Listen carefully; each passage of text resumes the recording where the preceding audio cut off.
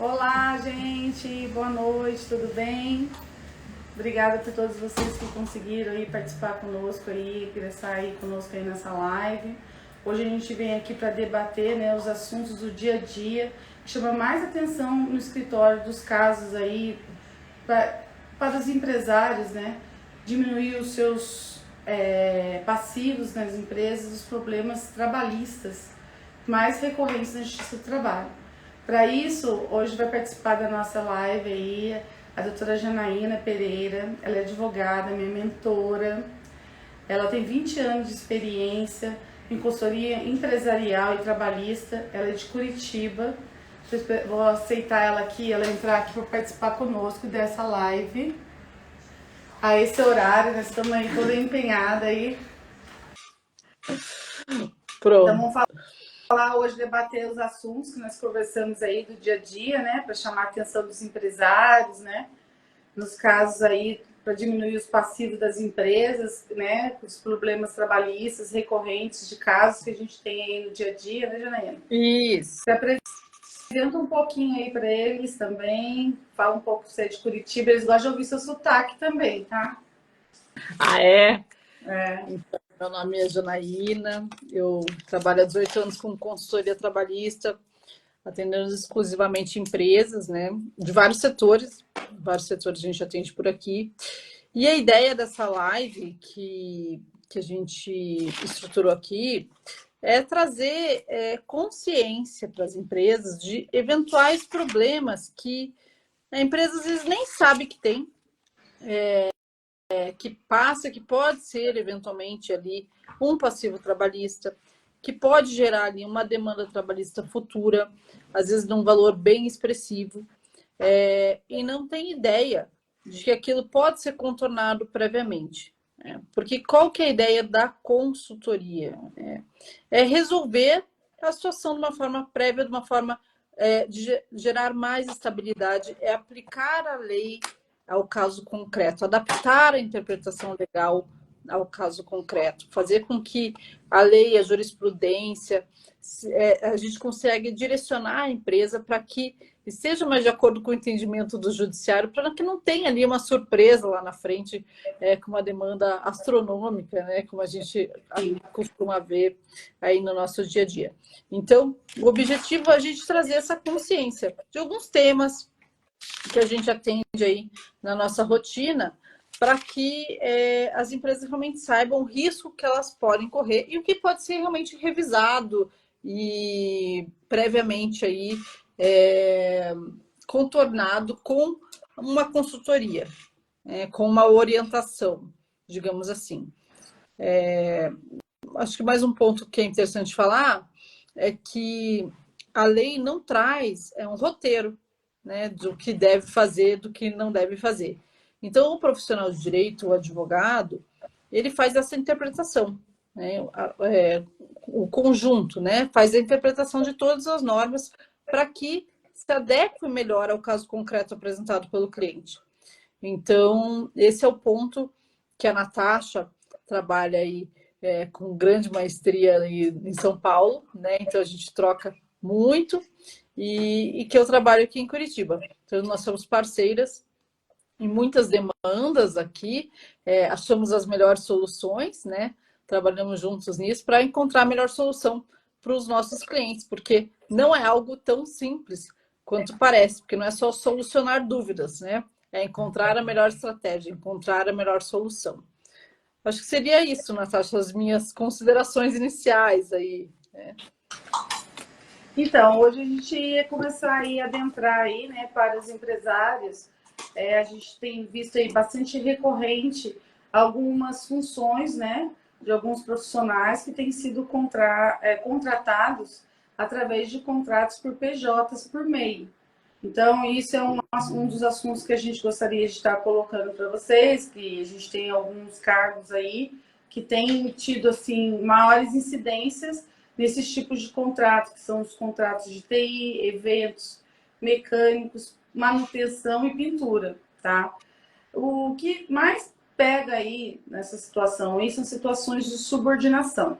Às vezes a empresa contrata ele como prestador de serviço, né? E infelizmente acaba trazendo para esse contrato uma subordinação de tal forma que, com exigências, como se ele fosse um seletista, como se ele fosse contratado mesmo da empresa.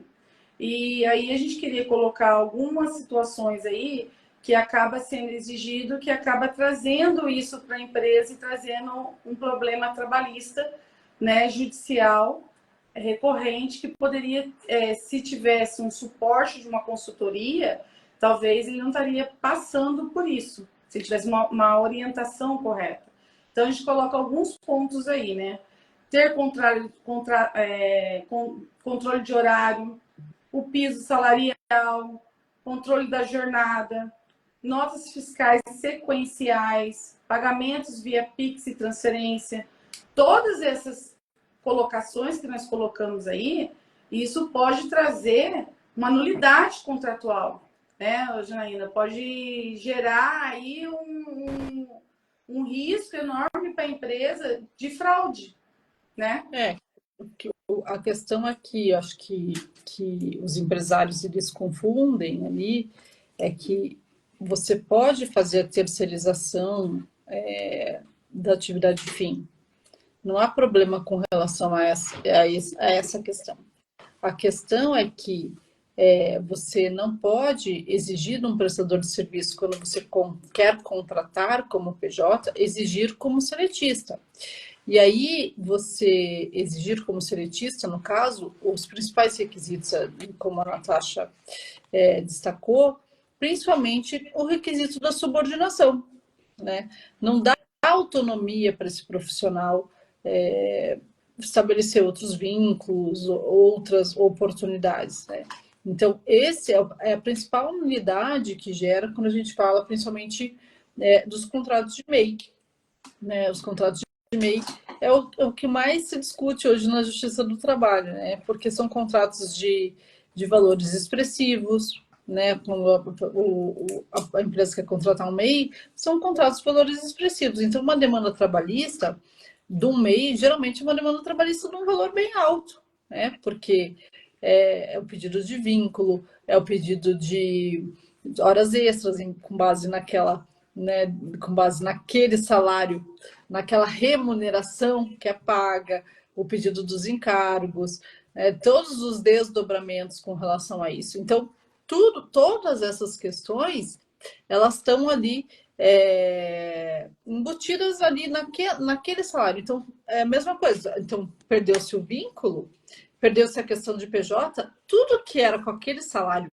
que tem nas consultorias. Principalmente por causa dessa questão. Quando a gente fala de piso salarial, normalmente a empresa vai lá, faz um contrato PJ, paga um pouco a mais, porque já faz, às vezes, uma previsão que não vai ter esse vínculo. E aí, quando vai fazer, se acontecer um reconhecimento de vínculo, esse recolhimento de fundo de garantia com multa do INSS, isso se torna um passivo gigantesco para a empresa, né? Acaba saindo barato ser caro, né? Isso, então é uma questão que tem que ser bem avaliada para ver se vale a pena e se encaixa na estrutura do que o empresário realmente deseja, né? Porque nem sempre se encaixa naquela estrutura um PJ. Né? Então, realmente tem que avaliar, porque o que a gente mais escuta, mas ele não queria ser registrado, né? E a responsabilidade é totalmente da empresa, não existe essa divisão de responsabilidades, né? Não. Queria ser registrado, ou... Tá recebendo seguro-desemprego, que é o que a gente mais ouve, né? Você quer ser, às vezes o empresário quer ser solidário e acaba ficando numa situação complicada. E eu acho que também dentro desse cenário, o empresário ele não consegue visualizar que quando ele contrata um PJ, os recolhimentos, por exemplo, de INSS, são feitos ali com base no salário mínimo, né? Se a pessoa estiver recolhendo. Aí, se acontece qualquer tipo de intercorrência que foge do controle ali daquela situação, ele não vai receber algo com o salário que ele estava recebendo, com o valor do que ele estava recebendo. E aí não tem ajuste que se faça, entendeu? Não tem ajuste que se faça. E com certeza a demanda vai acabar vindo, a demanda trabalhista vai acabar vindo com reconhecimento de vínculo, e aí, né, dentro disso, a responsabilização, porque essa pessoa não vai conseguir um afastamento, não vai conseguir um benefício, não vai conseguir tudo isso. Então, os desdobramentos, eles são muito graves quando não é feita uma estratégia ou não é seguido ali a legislação da forma correta, da forma coerente, né? Então, não é simplesmente vou contratar um PJ, né? Acho que... Porque, assim, o controle também, outro ponto aí, nessa questão do controle de horário, hoje todo mundo usa o mecanismo WhatsApp, né? E aí fica passando todas aquelas tarefa, e sempre com a mesma sua idade, com a cobrança de horário. Ali tá fazendo prova contra si mesmo. E às vezes por falta de ter alguém ali numa consultoria dizendo, orientando aquele empresário, por o empresário orientar aquele supervisor dele ali, daquele funcionário, que não pode ser cobrado nesse formato, né? Aquela pessoa, aquela prestadora de serviço, ela não pode ter. Uma lembrança. Tanto as cobranças, né, quanto os retornos, né, toda aquela comunicação em horários os mais variados, sábados, domingos, feriados, horários, né, noturnos, assim, né, madrugadas, enfim, a gente já viu de tudo, né, no escritório. Então, assim, acho que realmente as pessoas acabam assim perdendo um pouco a noção. E aí, prova hoje é o que mais tem, né? O celular, o celular, computador, e-mail. Então, assim, não existe mais essa parte do vou fazer errado, né? O fazer errado é um custo muito caro. Então, acho que a orientação do antes, feita por um advogado, uma consultoria, faz toda a diferença no passivo trabalhista que você pode estar criando na empresa, né? Sim. Inclusive a forma também, a forma de pagamento, exigência da forma dessa contratação, como formular esse contrato, acho que também tudo isso também envolve também muita consultoria para que possa estar bem englobado isso, né? A gente vê, às vezes, a gente pega para fazer consultorias aí, você pega contratos aí de PJs aí que nem o equipamento ele tem um termo de uso, né? Sim. E aí o empresário fica numa situação complicada para poder exigir no caso aí de um dano aí, uma reparação disso também, né, Juliana? Sim. A falta de blindagem, né? E são duas situações, né? A orientação do contrato e a orientação de como conduzir a realidade daquele contrato. Porque você pode ter o contrato mais maravilhoso do mundo. Se você não mudar a forma como você conduz a realidade, também não vai resolver, né? Então, a consultoria, ela vem para isso, para te dizer o norte, para te dizer, olha, nessa espécie de contrato, até hoje mesmo, nós estávamos discutindo a situação de parceria, se era PJ, se era parceria, CLT. Então, assim, existem diversas modalidades de contrato. E um profissional e o cliente, ele vem com, eu preciso que o contrato seja dessa forma. Mas nem sempre daquela forma específica ele vai poder ser gerado sem um risco, por exemplo, trabalhista, né? Então, com o olhar de um advogado, ele consegue fazer alguns ajustes na forma de cobrar. Olha, se você mudar nessa parte, você realmente diminui seu risco, se você quiser um PJ. Mas se você quiser realmente cobrar dessa forma, aí é melhor você ter um CLT. Então, tudo isso é um profissional de direito, né? É um advogado que orienta. Porque é o advogado que vai analisar o caso concreto e vai fazer a interpretação da lei e vai juntar os dois. Não existe o roteiro pronto, como a gente falou, né?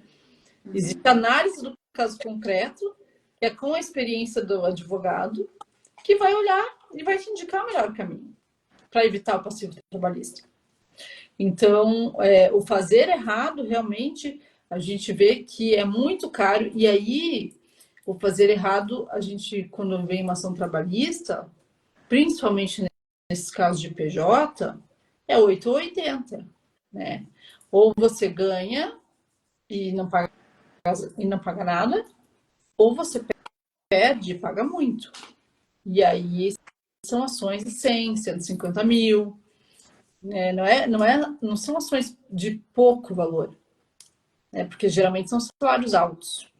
Então, o risco é grande e é zero. E aí você, se não está bem amparado, você fica refém de um leilão de valores. Puxa, é melhor pagar 80 e não me incomodar? Será? É melhor pagar 50 e não me incomodar?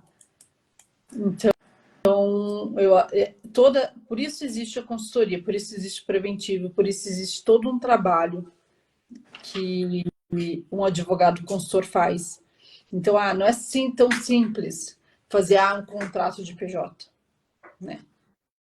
Muitas vezes também eles utilizam as nomenclatura com o funcionário, que no contrato PJ, funcionário. Então, assim, isso é muito recorrente que a gente vê aí, né? Férias, são palavras que não poderiam ser usadas num contrato. Ou vou pagar 14 salários, né? Para ter um 13º, né? Então, o PJ, que é mascarado, CLT, a empresa se torna refém. Sim. Então, acho que realmente se põe numa situação de refém, se põe numa situação de ter uma ação trabalhista altíssima. Né? Infelizmente, alguns ajustes não. Acho que a gente tem que deixar bem claro que sim, pode ser contratado PJ. Ninguém está dizendo que não pode. Sim. Mas alguns ajustes no formato de gerir isso. O formato é que tá sendo errôneo, né? A consciência de como cobrar, de como exigir, de como fazer isso é que tem que mudar, né? A consciência do empregador para diminuir o seu risco, né? Então é isso que tem que mudar e não escolha do contrato, eles fazem a escolha do contrato, mas muitas vezes não estão bem assessorados para poder dar seguimento nesse contrato e manter como se fosse um seletista com o contrato, né? Isso aí. Nessa linha. Englobando, a gente tem que acelerar aí por causa do nosso horário, né? Isso. Englobando essa questão que está falando de esse assunto é tão maravilhoso, né? Tem tanta polêmica nesse assunto. Daí a gente também queria falar de questões de horas extras aí. Por que horas extras? Porque na pejotização acontece às vezes da pessoa ter banco de horas. Banco de horas no contrato de pejotização. E aí, Janaína? O que você vê nisso? É o que eu digo, né? É o comportamento, como a Priscila está ressaltando aqui, é o comportamento seletista dentro de um contrato de PJ, né? Eu defendo sim você ter relatórios de horas, você pagar pelas horas, né? Trabalhadas como horas técnicas, porque você está contratando um prestador de serviço. Né? Mas banco de horas é algo da CLT, né? Ele não se adequa em nenhum momento a um PJ. Então, a empresa que adota um banco de horas para um contrato de PJ já está assumindo que aquele funcionário não é um PJ, né? Está totalmente subordinado, está prestando contas, está ali fazendo as compensações que devem ser, porque ele está recebendo um valor por mês, um valor fixo, de horas fixas. Então, eu acho que dentro disso é super... E a gente pega muita deficiência no espelhamento de ponto, né? O espelhamento, além de ele criar um banco de horas, ele ainda altera o espelhamento desse ponto do funcionário, que não deveria nem ter. Né? Aí são dois cenários, eu entendo, que é o cenário de ter o banco de horas no PJ e outro cenário dos erros que as empresas cometem na gestão das as horas extras, que são muitos. Porque as horas extras é o principal problema das demandas trabalhistas. Quando a gente fala de CLT, né, são as demandas mais custosas, são as horas extras. Por quê? Porque existe muito erro nos bancos de horas, né? Existe muito erro no espelhamento, como você falou, né, como você citou, muito erro na prestação de contas, muito erro nas alterações. Reflexos são enormes, né? Quando você vai fazer uma reflexão. Muito erro em espelhamento, muito erro na prestação de contas de banco de horas, muito erro de banco de horas negativo, né? Acho que falta ali uma orientação nesse sentido. Então, são dois cenários, né?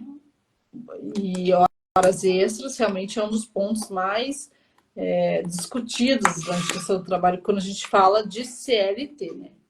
Eu vejo nesse... Agora, mudando um pouquinho o nosso assunto aí, eu acho que seria interessante a gente comentar aí. Foi um dos pontos que eu quis trazer aí junto com ela para a gente poder estar comentando, é a questão das dispensas discriminatórias e os assédios, né? Eu queria comentar com vocês, mais caso prático, para a gente poder relaxar um pouco mais, né? Eu tive duas situações, né? Uma de um funcionário que ele sofreu um acidente no percurso de trabalho. Então, ele teve uma torção, fraturou, né? E a empresa não emitiu um CAT.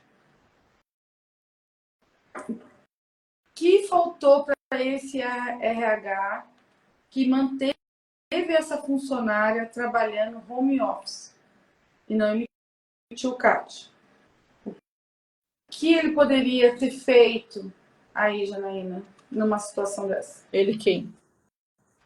O empresário. Claro, a empresa, ela não deveria ter emitido um CAT no caso de um funcionário que tem um acidente de trabalho no percurso de trabalho? Sim, então, sim, é um acidente de trabalho, deveria ter sido feito com um CAT, né?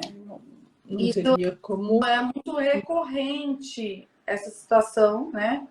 E aí a pessoa às vezes fica doente, ela continua trabalhando no home office doente mesmo com atestado, né? Não é emitido o CAT e às vezes possivelmente pode ser dispensada posteriormente por caso que ela aconteceu esse acidente e ela fica extremamente vulnerável a buscar justiça do trabalho. Então são situações de erros aí que acontecem com o empresário, né? Que acaba deixando um pouco vulnerável essa situação de relação de empregado. Na visão da empresa, eu acho que tem que ter essa cautela assim, com o RH, né? O RH tem que estar mais atento, né? A gente vê muitos erros cometidos nessa gestão da condução desses acidentes, né? Das orientações prestadas ali para as empresas de como conduzir essas questões de acidente de trabalho, acidente de percurso, de como que presta essa assessoria para os funcionários, né, para o funcionário ali não ficar desamparado. Então, existe também muita falha interna, né? Existem erros internos que devem ser corrigidos, né? Isso tudo gera demandas trabalhistas muito expressivas, porque, como nós falamos ali anteriormente, existem... Está perguntando se nesse caso o funcionário acidentado teria estabilidade? Depende. Depende do CID, vai depender de quanto tempo que o médico deu, tem que analisar, né? O caso específico.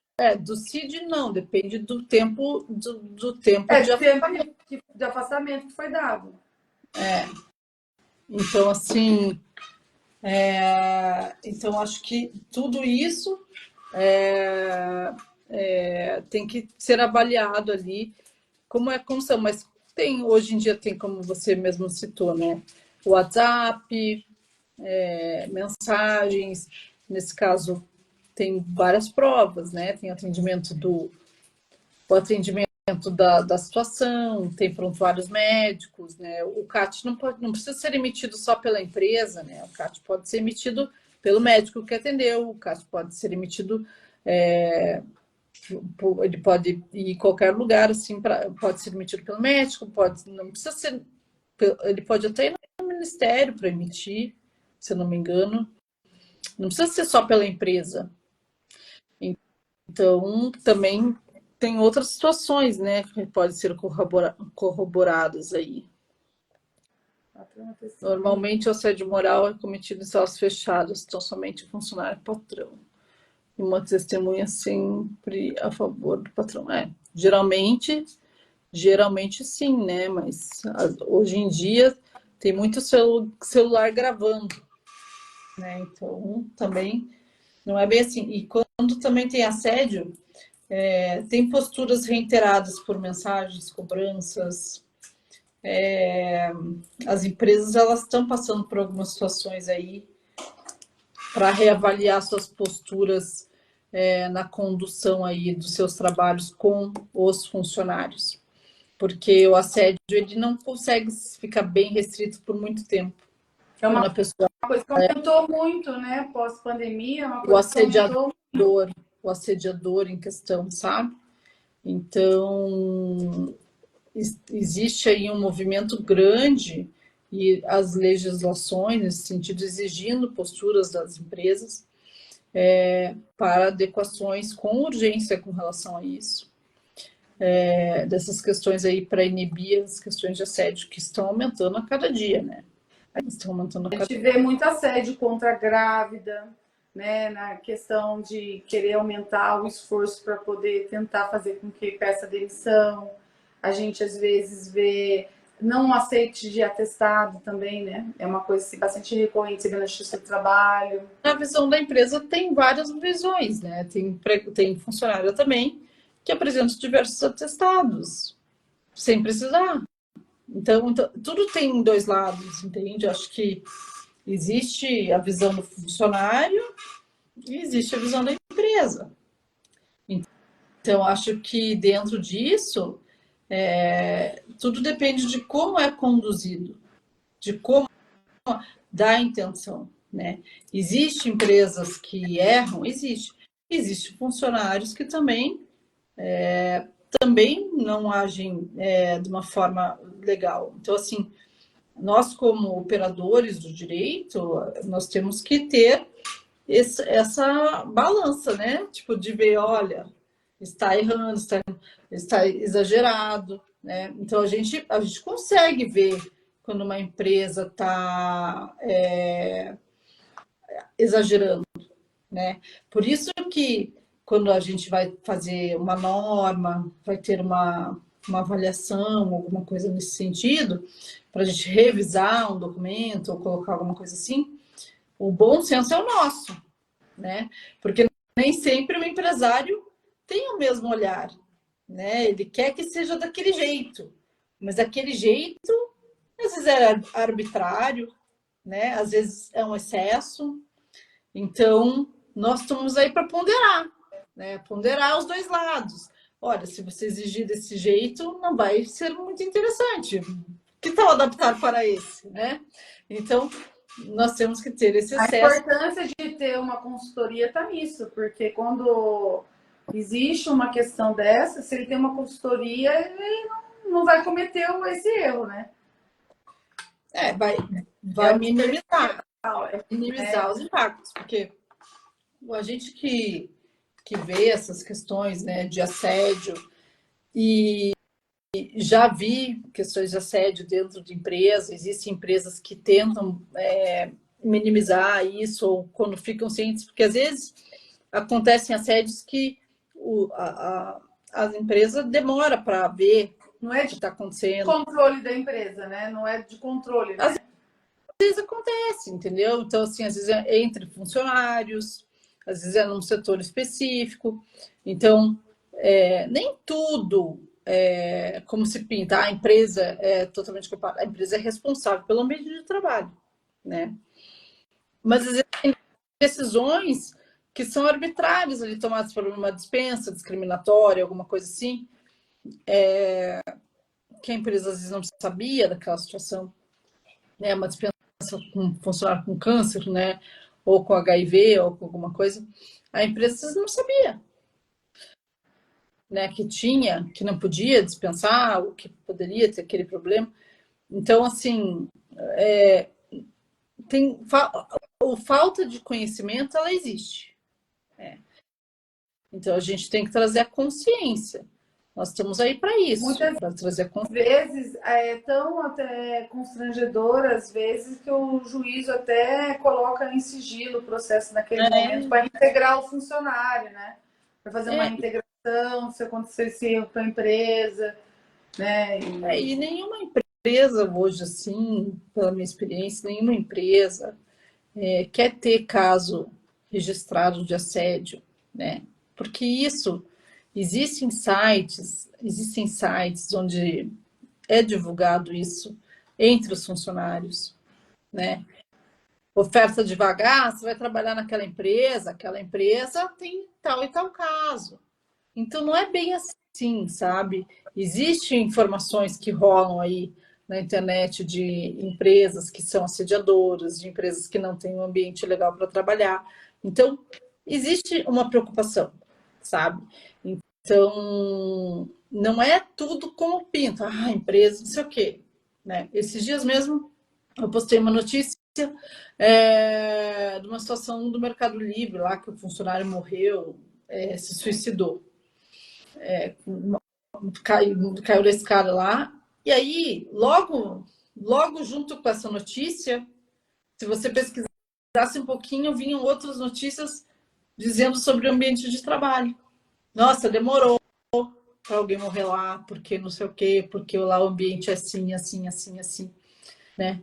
Uma morte dentro de uma empresa. Imagine o tanto de fiscalização, imagine o tanto de situação que ela vai estar, né, respondendo, Ministério Público, né, Ministério do Trabalho ali em cima, tudo em cima, ali para ver o que estava acontecendo. Né? Então, assim, existe os dois lados. Né? Acho que a gente tem que estar aí para operar isso. E as empresas precisam se preocupar, né? Agora com essa questão agora dos canais de denúncias, né?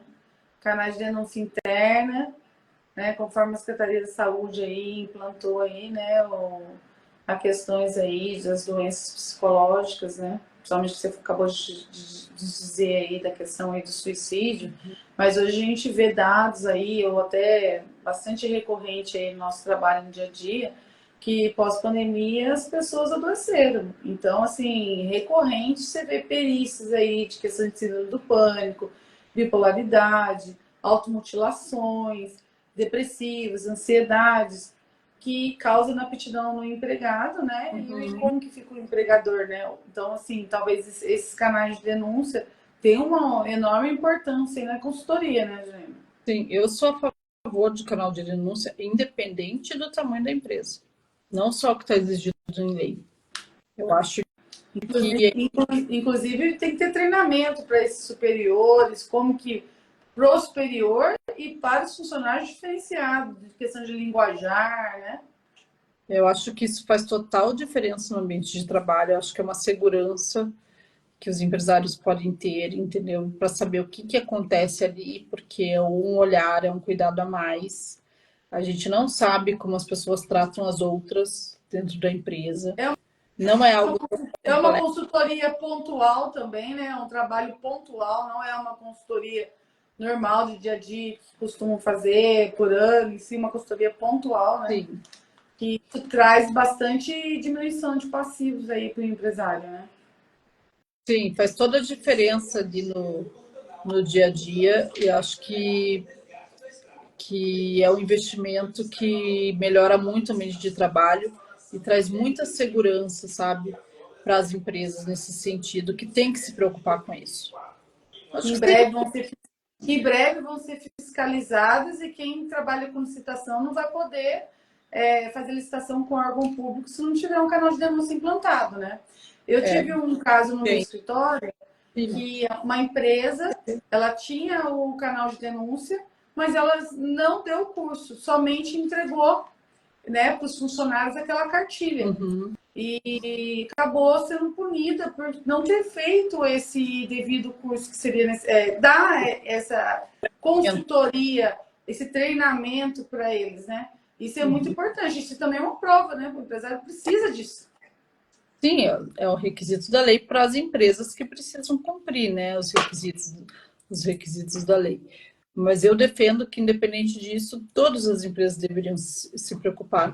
Não é algo tão complexo, como você falou ali, é uma consultoria pontual, mas é algo que traz mais segurança e uma paz, digamos assim, no ambiente de trabalho, da empresa ter assim um canal de, poxa, pode falar ali que eu vou te escutar, sabe, assim, da voz, para as pessoas poderem reclamar de alguma coisa, sabe? Eu vejo algumas empresas, principalmente pequenas, que às vezes dá tratamento como aqui é uma família, aqui eu sou, você é meu filho, mas quando acontece um problema desse, ela não tem esse canal e não consegue como gerir a situação.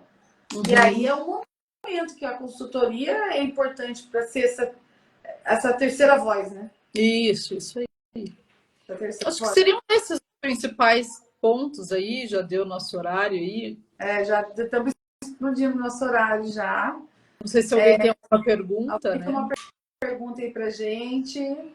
Sei que alguns fizeram colocar algumas colocações aí de mais de opinião. Acho que ninguém tem pergunta não, viu? É que foram perguntando ali, né, durante... Eu espero que tenha sido bem esclarecedores para vocês, né? É nosso ponto aí, nosso ponto de vista aí em cima disso, né?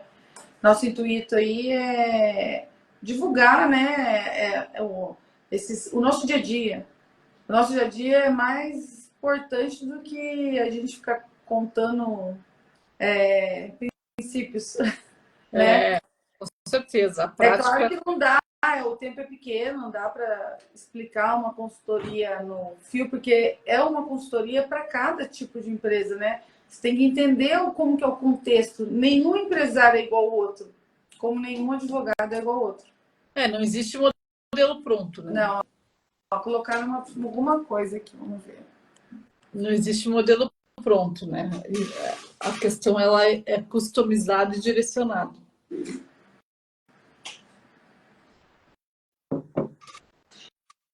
Então, Janaína, acho que a gente pode encerrar já. Acho que são perguntas que a gente já falamos aí. Vamos encerrar, já deu o horário aí. E a gente volta uma outra oportunidade para a gente poder adentrar em mais detalhes aí, mais para questões de empresa mesmo. Por hoje, acho que isso é só, tá bom? Agradeço. Obrigada por ter participado aí. Eu que agradeço o convite. Acho que foi muito válido trazer essa consciência aqui para as pessoas.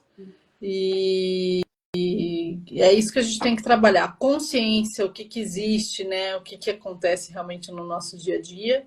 E fico à disposição aí. Tá bom? Um grande beijo, uma boa noite para vocês. Obrigada por Boa noite. Tchau, tchau.